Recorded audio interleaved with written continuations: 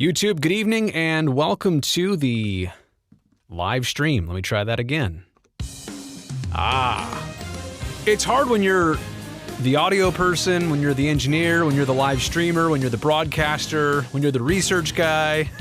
Anyway, we're on. Thanks for joining me here on a Wednesday night. And the Sharks have their second win of the season. They play their first defensively themed game of the year, and they come out on the right side. And I think it's so important to establish that tonight's game was different. A lot different in that regard. It wasn't wide open, it wasn't back and forth, there wasn't clawing into and back out of this game like we had seen with those two in Arizona and even the first one the other night against St. Louis. And they put up 4 in the second period, kind of turned the game around, ran away with it. Sharks came back into it, but I think when you're trying to beat a team like St. Louis, the Sharks' best way to do it this season is in a low-scoring game. Make it anybody's contest, like they did. And I think they tightened things up. That's obviously the title of this video. That's the theme of what I really want to talk about. It's not the sexiest conversation, right? We're not talking about 4 different goal scorers, and we're not talking about power play goals. We're talking about a Sharks team tonight that didn't give up a whole lot of net front chances, that didn't give up a whole lot of odd man rushes, didn't give up a ton of high danger scoring chances in total. So you shouldn't be too surprised that they came out on the right side. Now, I also want to say there were several chances for this team to get ahead in regulation, to end this game in regulation, but also even in the shootout, in overtime, a goal with 12 seconds left that looked like it went in, looked like Kevin Labanc scored. But Ryan Donato was out front, and it was an interesting goalie interference call because Donato was parked in the crease, and when Jordan Binnington tried to get back into his position, look, I understand you have to give the goalie the crease to operate, and Donato did not do that, but Donato also did not move into Binnington. He just didn't move. But I also understand the nature and the spirit of the rule, and I think Donato did too because he didn't argue it a whole lot. So there was that chance for San Jose. There was also back-to-back power plays. There was a little bit of 5-on-3 time that overlapped there, but when Gunnarsson took the 2-minute penalty for slashing, and then right after that, Parayko went into the box, 2 minutes for holding. This is about midway through the third period. The Sharks were just on the power play for, almost like 4 minutes straight. Had great chances. In fact, because of that, in the third period, they outshot St. Louis 13-4. Like, that's one of the most dominant, really, Sharks periods that we've seen. And we've seen good starts, don't get me wrong, but 13-4, one-sided in the chances, they just couldn't capitalize there. And I also don't want to forget the beginning of this game. First period, there was no scoring either way, but the Sharks had 4 minutes and 9 seconds of power play time in the first period alone. And so I also want to talk about a rough night penalty-wise for Evander Kane. He came into this game having only taken 6 total PIMs all season, well, in the 3 games prior, but he put up 8 tonight alone, 4 different penalties, 4 different times he was in the box. It was rough, and I look, if this is a continuing trend, then it's something to be discussed. I think a lot of times you wish it didn't happen. You wish it didn't happen 4 times, like even 2 times would have been enough. Didn't cost the team the game, so I think we can be glad about that. And like I said, I would doubt it happens again, even in next game. Quick second here to check the stream, check the health, make sure, there's some comments, and I do appreciate those. Maybe at the end here, I can get to some of those. And I forgot to do it again. I'm setting my 10-minute timer. I'm already 4 minutes into this live stream, so it's going to go 14 minutes at least. I got to set that 10-minute timer a lot earlier. And the problem is not that I can't go 10 minutes. The problem is that I will go 20 minutes, and I want to make this concise. So again, that's the nature of tonight's Sharks game.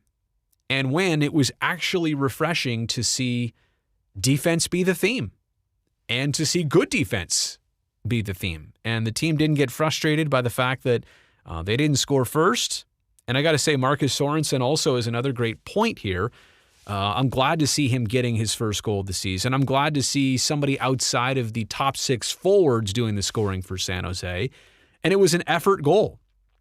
Wasn't when I say wasn't the prettiest thing, now what I'm saying is like a one-timer or some like, real skillful type goal. It was a willful type goal by Skorinson as he kind of went Bobby Orr there and just had to make the dive to get the puck past Bennington. He started that play. He finished that play. I really like to see that from Marcus Sorensen. And look, I know we joked around about it on television. You can't be picky in where and who your goals come from and who your production comes from. But I think one good trend, and it is a good trend for the Sharks to start this season, is that their top 6 forwards have produced adequately, and that's great. But at some point, you need that next layer and level of players to also contribute, to also be dangerous, to be a factor in the game, because at some point, and Bob Boughner talked about this in his pregame comments, you're going to have this situation where your top forwards, your top line, their top line, your second line, their second line, they all cancel each other out. So the game is ultimately dictated on, well, what can your, third and fourth lines do that the other teams can't? I also got to check the GoPro camera here. Are we live up there as well? Yes, we are. This is a little production value. Just trying to shake things up here a little bit, show you inside the home studio. Oh, so yeah, did the post-game show, drove home, thought about some of these things, and that's what this is all about. This is not me being the overall hockey mind here. I'm trying to aggregate some of the best thoughts that we had on our post-game show, things I see on social, put everything together here, and have kind of this last 10 minutes here on YouTube Live to recap the game. I didn't ultimately see, and I know Erik Karlsson has been a conversation, and by the way, if Kevin Labank's goal that was disqualified, if it counted, that was a heck of a play in overtime by Karlsson to go behind the cage and feed Labanc, high slot wide open. So that would have been the game-winning assist right there by 65, a primary, but I didn't see how he finished the game ice time, but he was at 19 minutes and 48 seconds through 2 periods. So like he and Burns are going to just log a ton of ice time, and I'm telling you, in a way, you love to see it. You love to see that there's no issues, nothing holding him back. Like they're not edging anybody. Boughner's not edging anybody into the season. Conditioning should be fine. But I'm just here to say, like, with no preseason, with no ability to shake the rust off, with no games in the prior 10 months, and now you just go from 0 to, and I think, you know what? Give me 1 second to pull up this stat, because I think the number was plus 30 minutes. And actually, now that I'm realizing it, our excellent statistician and graphics operator, Darren Stevens, who is, by the way, Sharks Stats on Twitter, he tweeted this out. And you know what? I saw this before I left the office. Yeah, here we go. Oh, actually, okay, I take it back. It was a stat on Burns. Burnsy logged 31:47 of ice time tonight, the most in a game in team history by a defenseman age 35 or greater. So, look, it goes to show you that Boughner is not afraid to roll with his horses 65 and 88 in terms of ice time. And also this, right? If you're the Sharks, you get some extra power play time. Those guys are on it. They're going to log a lot more minutes. But again, it's twofold. I want to see these guys, ramp into the season the right way. I don't want to see them, and I'm not saying overused because it's early, but I want to see them gain confidence and gain ice time because it feels right, not because, well, we need this and we're going to burn you guys out on this every other night schedule. So I'm keeping an eye on it. Not that it was a big deal tonight. Again, certainly the entire team defensively played a tighter and a better brand of hockey in what they allowed. And Karlsson was a part of that. And Brent Burns was a part of that as well, too. Again, just the combination of ice time versus results versus overall picture versus productivity. Those are all just connections to keep in mind. And in fact, tonight's game was so defensive-minded. Did you notice in overtime in 3-on-3 how many times, even and both ways, for the Sharks and for St. Louis, there was a zone entry and then a zone retreat? And you have that opportunity in 3-on-3. It is a thing of beauty. I've realized that overtime hockey, the best way to do this in the last couple of years especially is just possess the puck. And don't shoot unless it is the grade A chance that you were looking for, or if you're pretty positive that you can get the puck back. If you're set up for puck retrieval, or if it's the shot that you wanted, go ahead and take it, fire away. Otherwise, hang on to it. Tire them out. Don't let them change. You dictate the play. And that's kind of what both sides were doing, but it was just amazing because there wasn't even an exchange of real back and forth chances in 5-on-5 hockey. And these are two very skilled teams, right? And there is also a comment to be made here on the Blues. I'll get to that next because I do want to talk about that. But it was interesting tonight that it was such a defensive game that even 3-on-3, when things should open up, that didn't really happen. The St. Louis Blues, a very good team. And I'm going to say this again. I said this the other night. It's not to disrespect Arizona, who's the only other opponent we've seen so far. I guess it's all going to make even more sense when the Sharks see Minnesota starting on Friday and then Sunday. But I mean, just looking at the Blues and, what they're capable of, maybe even some of the rust that they possess. I mean, they were in the bubble last summer, but they were also eliminated relatively quickly in the first round of the playoff structure. But I mean, they are a talented, high ability team. Like, I would not be surprised. I think what I'm trying to say is this. A lot of people are picking them, predicting them to be among the top 3 in the West, in this newly formatted West when it's all said and done. After watching them tonight and the other night, I wouldn't be surprised. They've got skill. They've got firepower. They're a big team. They've got defense. Jordan Binnington, he had the blunder a couple games ago against the Avs, but there was also some concern about St. Louis's penalty kill. That had struggled mightily in their opening series, but it really does seem like they've tightened that up too, and I'm not surprised. I know what they're capable of. Their team is not that different from the one that the Sharks saw a couple years ago, from the one that won the Stanley Cup a couple years ago as well too. So, a couple more things here before I get to the questions and the comments here. I'm looking at 2 and change until I'm supposed to sign off. Marcus Sorensen, how about this stat? The Sharks are 22-4-4, but 22 wins when he scores, in games that he scores in his career. What does that say? I don't know. It's interesting, right? And I'm pretty sure there's a similar stat. Is there one on Šimek too? Or maybe it's games that Šimek plays in, which is also an interesting stat. I think that's what it is. The Sharks' record is monumentally better and greater when he plays or when Sorensen scores. So there are these critical players, and I don't know. What's the rhyme or reason to it? I don't know. I thought it was interesting to pass along. And again, that stat coming from our great Darren Stevens. Talked about the Sharks, maybe and last thing here before I get to the questions. Sharks on the power play tonight looked dangerous, just couldn't convert. And that's going to happen because I think, the prior several games, I think have they had power play goals in all the games before this? I think so. These nights are going to happen. It was good to see them create. It was good to see them get on the power play, right? You're doing something right to be on the power play, and you're doing everything you can when you're creating chances on the man advantage too. So all of that happened. All right, I'm going to take a quick glance here, questions and comments, and see what's being said. Zach Croft, give Jones credit. I can't believe I went this entire time, almost 14 minutes, and I didn't even mention Martin Jones. I thought he, in part of the defensive effort tonight, looked pretty solid. But that's this relationship I've been kind of harping on for years now. You're going to ask your goalie to make great stops. You're going to ask them to be the last line of defense. You're going to ask them to bail you out. But if you can minimize the fire you're going to put on their porch, then the result is usually going to go a lot better. And you're not over asking them on a regular basis, over asking from them. Johnny Collins, 2 or fewer. Now, I want to make clear here, the reason I didn't start our post-game show tonight with that is because the Sharks were also 2 or fewer. So how can you rub that in? How can you say, hey, 2 or fewer? We also got 2 or fewer tonight. It just, does it work that way? I'm not sure if it can work that way. But anyway, you know what? I was going to play some sound effects here. Oh, I didn't play that one. That was my 10-minute timer. But I can give you some hockey ambiance here. Where's the slap shots? There we go. You know what? I'm gonna turn the volume up on this just a little bit. Hang with me here. Hang with me here while I do some sound effects. I'm just listening to practice.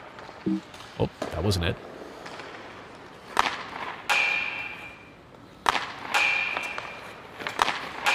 It's my favorite thing to do. And then watch it. Here's the best sound effect. Ready?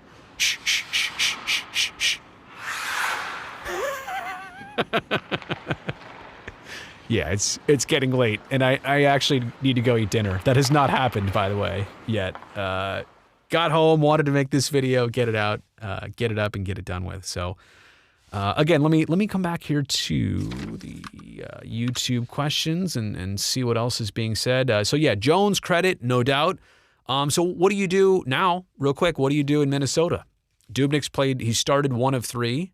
But Dubnyk has the Minnesota connection. Do you want to put him back immediately in that situation? Do you want him to play 1 of 2? Do you want keep Jones rolling? I don't know. I'm not saying there's a bad option here. I'm interested to see how this goes. I'm seeing a lot of 2 or fewer. And you know what? That's another great point here. Chris saying Jones was a wall on both shootouts. Now I do want to say here. In the shootout, let me go over their shooters for a second. Perron went backhand, shot wide. Ryan O'Reilly went backhand, shot wide. Braden Shen's shootout chance, there was like 0 originality. He shot it right into Martin Jones's glove, and Jones made a pad save on Jordan Kyrou. So he was good. Jones was good, don't get me wrong. But even in the shootout, it wasn't great chances from St. Louis, and really Hurdle in a simple forehand move to end it. It was such a simplistic shootout. I liked the consistency in the order that Bugner went Donato and then Couture. Kevin LeBanc, a good option. He went forehand glove side. That one was just played off by Bennington, and then Hurdle obviously won it. And there's always this thing too. We argue about hockey and baseball. Like in baseball, you want to bat last. You want to have last at bats. Maybe in hockey, I could see the argument for wanting to go first to score and then put pressure on the opponent, have your goalie live up to that pressure. But look at tonight, the Sharks, batted last like a home baseball team. And because of that, Jones did his thing. Blues weren't really on it, and Hurdle eventually ends it in 4 rounds. So those are all great things to see and say. Brode, buddy, you need a haircut. Yes, T-Money, I know. And it was fully on display tonight in the studio. Here at home, right, you can't really tell because I wear the headphones and, it kind of cleans it up a little bit. But in the studio, there's no denying what is definitely going to need to happen at some point. Nicholas saying, Brody trying to take over Dylan's spot in San Flose. It's true. Hurdle has been an MVP. I haven't talked a lot about Hurdle. Thank you, Zach, for also bringing that up. Tomas came into tonight, one of the tied leaders across the NHL in points. He had 6 in his first 3 games. Not going to get anything for the shootout win, but helped his team earn, the second point that way. And yeah, you know what? Tomas Hurdle coming off a knee injury, coming off of fresh being a dad. I'm sure I know there's a lot of things in that young man's mind. And he's not young. He's not that young anymore, is he? I feel like he just came into the league, just scored 4 goals the other night. But that's the point is, he's been through some knee injuries before. He's been through a lot. And to see him come back again, I remember he told me, we should have talked about this on our TV interview. He told me over the break and over the summer that he wanted to come back the right way as an inspiration for a lot of people who've been through devastating sport injuries. And this was his second major knee injury. And, to come back and not just get the results, but look strong. I mean, I'm just so happy to see Hurdle. I've heard, all the comments from Patrick Marleau and Matt Nieto the other day saying, who has elevated their leadership in recent times. They say 48 has done it. I love to see it. And I also love to see him loving the interviews. There was a time, I'm rambling now, I've gone way past 10 minutes, not terribly long ago. In fact, after that 4-goal game, I asked him to do the post-game interview, and he had to be forced into it because his English wasn't there. And he just, obviously, there's no shame in that. He just didn't feel completely comfortable, but he did it. He's always been a great sport. I just love to see him loving the situation and thriving in it. Anything else here? Keep the flow. I will. I mean, there's no choice really at this point. And plus, it's hockey season right now.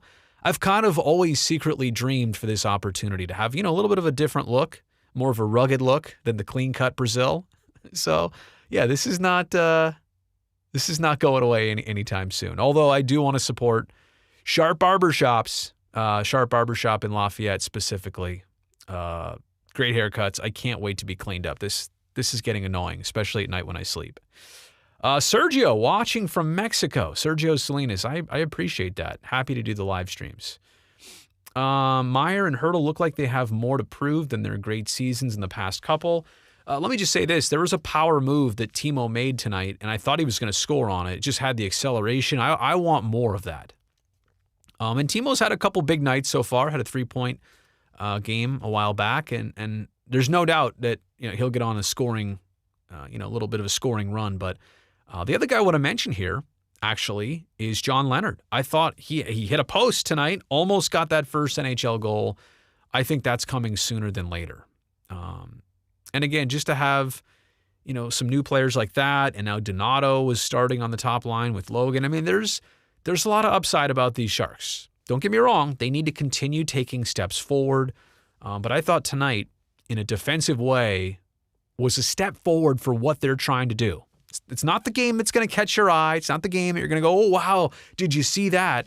But it was an important game, the way they played and the way they won.